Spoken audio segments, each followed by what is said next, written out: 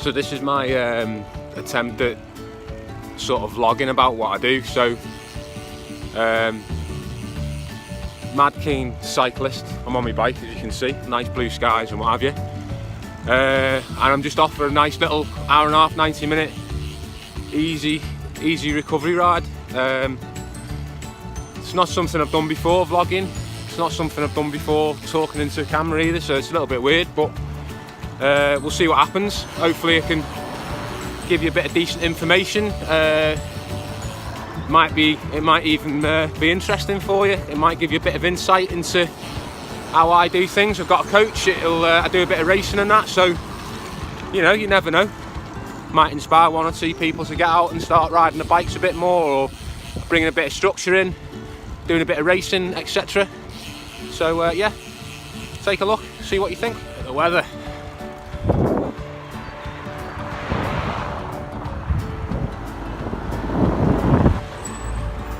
Doesn't happen often like this, does it?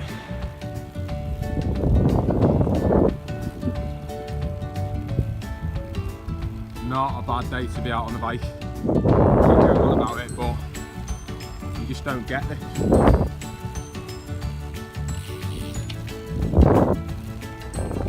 So yeah, I'm about 45 minutes into this ride. Not a lot to report on the ride itself. As I said, it's a nice easy little rest week, this one. So I'm actually on ride number 4 of the week. So I'm out for 90 minutes. I'm probably to stay within 66% of my FTP. Yeah, and that's it really. So lovely surroundings today. Lovely weather, as I keep going on about, but you know, you don't get this every day. So yeah, I'm from the northwest of England. I'm from the Wirral, so that's a little peninsula basically between North Wales and Liverpool. Beautiful little part of the world, and I'm pretty blessed to be able to ride my bike around here, to be honest. The terrain within the immediate vicinity is kind of fairly flat. I can probably ride for sort of 30 miles around the peninsula and maybe do 1,500 to 2,000 feet of climbing. So you know, it's not that great for building your climbing legs, but just down the road we've got Wales. So straight into North Wales, we've got some iconic climbs nearby. So the Horseshoe, or you know, commonly known as the Shoe, the Old Bulk, which is a bit of a brute, a nice big hairpin in the middle of that, about 20% odd. So yeah, if you want to go out and do climbing days, there's plenty around here to do it. If you want to keep it flat, great. Over to Cheshire, got plenty of places to ride around into Cheshire as well, so past Chester. Yeah, great, absolutely blessed around here, to be honest with you. Roads are quite quiet today, so like I say, just chilling, enjoying the sunshine, and yeah, that's it. So getting towards the end of my ride now. I've just stepped off the bike for a minute, probably 15 minutes away from home in that direction over there. Just to give a little bit of a little bit more background to my riding and how I got into it and that. I had a massive big hiatus sort of midway through my riding life, basically. So when I was a lot younger, used to do a bit of mountain biking and that.